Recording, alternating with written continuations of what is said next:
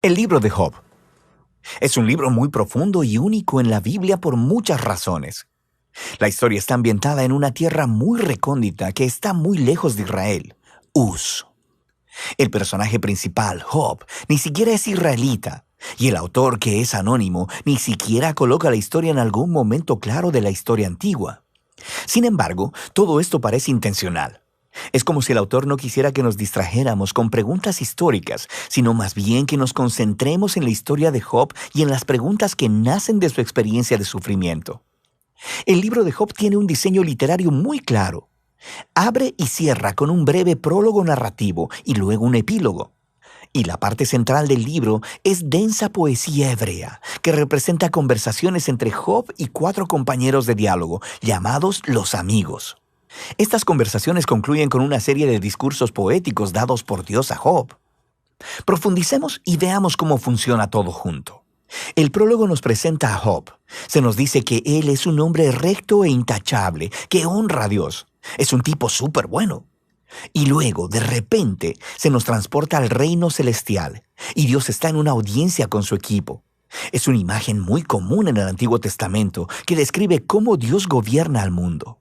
Y entre los seres celestiales está una figura llamada Satanás, que en hebreo significa el acusador o el fiscal.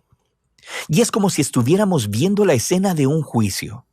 Dios presenta a Job como un hombre verdaderamente justo. Y luego, el acusador reta la política de Dios de recompensar a las personas justas como Job. Él dice, la única razón por la que Job te obedece es porque lo bendices con prosperidad. Deja que Job sufra y entonces veremos qué tan justo es en realidad. Y luego, Dios accede a permitir que el acusador cause sufrimiento sobre Job. Ahora, en este momento de la historia es cuando la mayoría de nosotros nos preguntamos, ¿qué? ¿Por qué Dios hizo eso? Y luego, asumimos que este libro responderá a esa pregunta, ¿por qué Dios permite que las personas buenas sufran? Pero sigues leyendo y el libro no responde esa pregunta. Nada en el libro responde jamás esa pregunta. El prólogo está preparando las verdaderas preguntas que este libro quiere abordar. Preguntas acerca de la justicia de Dios y acerca de si Dios gobierna el mundo de acuerdo al principio estricto de la justicia. Y las respuestas a esas preguntas llegan conforme vas leyendo hasta el final del libro, no en el principio. La razón final del sufrimiento de Job jamás se revela.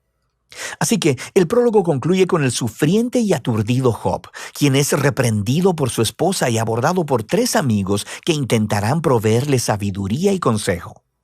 Sus nombres son Elifaz el Temanita, Bildad el Suaita y Zofar el Namatita. Al igual que Job, ninguno de ellos es israelita y representan lo mejor del pensamiento del antiguo cercano oriente acerca de Dios, el sufrimiento y la condición humana. Y esto nos lleva a la parte principal del libro. Primero habla Job, y así es como funciona esta sección del libro. Primero hablará Job y después le seguirá la respuesta de un amigo. Luego Job le responderá a ese amigo. Luego otro amigo responderá la respuesta de Job. Y así de un lado a otro durante 3 ciclos. Y todo este debate se enfoca en 3 preguntas. ¿Es Dios verdaderamente justo en su carácter? ¿Gobierna Dios el universo en el principio estricto de justicia? Y si es así, ¿cómo se explica entonces el sufrimiento de Job? Y como veremos, Job y los amigos están hablando desde una enorme suposición acerca de cómo la justicia de Dios debe verse en el mundo, que cada cosa que suceda en el universo debe operar de acuerdo al principio estricto de justicia. Así que si eres una persona buena y sabia y honras a Dios, te sucederán cosas buenas, Dios te recompensará. Pero si eres malvado y estúpido y haces cosas pecaminosas, te sucederán cosas malas, Dios te castigará. Ahora, el argumento constante de Job a lo largo de estos discursos es este. Primero, que él es inocente, así que la implicación de eso es que su sufrimiento no es un castigo divino. Sabemos por el prólogo que ambas cosas son verdad. Recuerda, Dios mismo dijo que Job era recto e intachable, así que Job concluye su argumento acusando a Dios. O Dios no gobierna el mundo de acuerdo a la justicia, o aún peor, simplemente Dios es injusto. Los amigos, por otro lado, están en desacuerdo. Su argumento es que Dios es justo. La implicación es que Dios siempre gobierna el mundo de acuerdo a la justicia de esta manera, así que concluyen acusando no a Dios, sino a Job. Job tuvo que haber hecho algo muy, pero muy malo para que Dios lo castigue de esta manera. Ellos incluso empiezan a inventar posibles pecados que Job debió cometer. Job protesta a todo esto. De hecho, se molesta tanto con los amigos que eventualmente se harta de ellos. Lleva su caso directamente a Dios. Ahora, algo que hay que tener en cuenta es que Job está en una montaña rusa emocional en estos poemas. Él pensaba que Dios era justo, pero ahora no puede reconciliar esto con su sufrimiento. Así que en algunos arranques, él acusará a Dios de ser un bravucón. En una ocasión incluso declara que Dios ha orquestado toda la injusticia en el mundo. Pero al momento en que pronuncia ese pensamiento, se aterroriza de éste, porque él quiere tener esperanza y creer que Dios es verdaderamente justo. En esta sección, Job está fuera de control. Así que hace una última declaración de su inocencia y luego demanda que Dios se aparezca personalmente para explicarse. Es en este punto que se aparece un amigo sorpresa, Eliú el Busita. Él no es israelita, pero sí tiene nombre hebreo. Y Eliú tiene las mismas suposiciones que Job y sus amigos. Él alega que Dios es justo y que eso implica que Dios siempre opera el universo de acuerdo a la justicia. Pero luego Eliú llega a una más sofisticada conclusión de por qué las personas buenas sufren. Podría no ser un castigo por el pecado en el pasado. Dios podría estar infligiendo sufrimiento como una advertencia para ayudar a las personas a evitar el pecado en el futuro. O Dios podría usar el dolor y el sufrimiento para forjar carácter o para enseñarles lecciones valiosas a las personas. Eliú no pretende saber por qué Job está sufriendo, pero él está seguro de algo. Job está equivocado al acusar a Dios de ser injusto.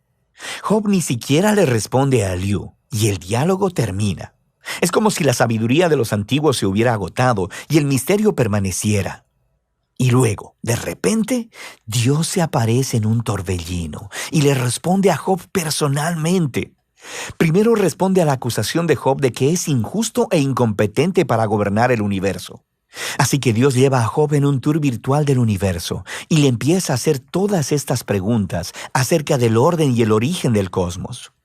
¿Estaba Job ahí cuando Dios diseñó la tierra u organizó las constelaciones? ¿Job ha ordenado alguna vez la salida del sol o controlado el clima? Dios tiene sus ojos en todos estos detalles cósmicos que Job ni siquiera ha concebido. Luego, Dios empieza a entrar en detalles describiendo los hábitos de pastoreo de las cabras de montaña y de cómo los ciervos dan a luz o de los patrones de alimentación de los leones y los burros salvajes. ¿Cuál es el punto de todo esto? ¿Recuerdas la suposición de Job y sus amigos acerca de cómo se vería el mundo si Dios gobernara de acuerdo a la justicia? Debajo de esa suposición está una más profunda, que Job y sus amigos tienen una perspectiva lo suficientemente amplia para declarar cómo Dios debe gobernar el mundo. Y la respuesta de Dios con este tour virtual destruye todas esas suposiciones. Primero que nada, muestra que el universo es un lugar vasto y complejo, y Dios tiene sus ojos sobre todo, cada detalle. Job, por otro lado, solo puede fundamentarse en el pequeño horizonte de su experiencia de vida. Su visión del mundo es muy limitada, así que lo que parece injusticia divina desde el punto de vista de Dios necesita ser visto desde un contexto infinitamente mayor. Job simplemente no está en la posición para hacer una acusación tan grande acerca de Dios. Después del tour virtual, Dios le pregunta a Job si le gustaría administrar cada detalle del mundo por un día, de acuerdo al principio estricto de justicia que Job y sus amigos asumieron, castigando cada mala obra de cada persona a cada momento con la retribución exacta. Y el hecho es que aplicar la justicia en un mundo como el nuestro es extremadamente complejo. Nunca es blanco y negro como Job y sus amigos parecen pensar, lo que lleva al punto final de Dios. Él empieza a describir dos criaturas fantásticas, Behemoth y el Leviatán, los cuales algunas personas piensan que son descripciones poéticas de un hipopótamo y un cocodrilo. Pero lo más probable es que se refieran a criaturas bien conocidas de la mitología del antiguo cercano oriente, las cuales se utilizan en otros lugares de la Biblia como símbolos del desorden y el peligro que existen en el buen mundo de Dios. Estas criaturas no son malvadas. Dios, de hecho, está bastante orgulloso de ellas, pero tampoco son muy seguras. El punto es que el mundo de Dios es asombroso y muy bueno, pero no es perfecto y no siempre es seguro. El mundo de Dios tiene orden y belleza, pero también es salvaje y a veces peligroso, como estas dos criaturas fantásticas. Así que volvemos a la gran pregunta del sufrimiento de Job. ¿Por qué hay sufrimiento en el mundo de Dios?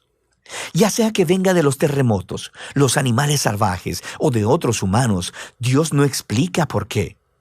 Lo que Él dice es que vivimos en un mundo extremadamente complejo y asombroso, que por lo menos en este punto no está diseñado para prevenir el sufrimiento. Y esa es la respuesta de Dios. Job retó la justicia de Dios.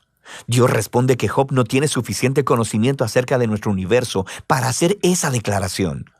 Job demandó una explicación completa de Dios, y lo que Dios le pidió a Job es confiar en su sabiduría y su carácter. Y así, Job responde con humildad y arrepentimiento. Pide perdón por haber acusado a Dios y reconoce que sobrepasó sus límites. Y luego, de repente, el libro concluye con un breve epílogo. Primero, Dios dice que los amigos de Job estaban equivocados, que sus ideas acerca de la justicia de Dios eran demasiado simples y no correspondían con la complejidad del mundo o la sabiduría de Dios. Y luego, Dios dice que Job ha hablado correctamente acerca de él. Ahora, esto es sorprendente, porque no puede aplicar a todo lo que Job dijo. Quiero decir, sabemos que Job llegó a conclusiones precipitadas y equivocadas, pero Dios incluso así aprueba su lucha. La manera en que Job vino honestamente delante de Dios con toda su emoción y dolor y simplemente quiso hablar con Dios mismo. Y Dios dice que esa es la manera correcta de procesar todo esto, a través de la lucha de la oración. El libro concluye con la salud, la familia y la riqueza de Job siendo restauradas. No como recompensa por el buen comportamiento, sino simplemente como un regalo generoso de Dios. Y ese es el final del libro. Así que el libro de Job no descifra el enigma de por qué suceden cosas malas a la gente buena. Más bien, nos invita a confiar en la sabiduría de Dios cuando nos encontramos con el sufrimiento, en lugar de tratar de comprender las razones. Cuando buscamos razones, tendemos a ya sea simplificar a Dios, como los amigos o como Job, y a acusar a Dios basados en la experiencia limitada. Y así es que el libro nos invita a llevar nuestro dolor y nuestro pesar con honestidad delante de Dios y a confiar en que a Él realmente le importa y sabe lo que está haciendo. Y de eso trata el libro de Job.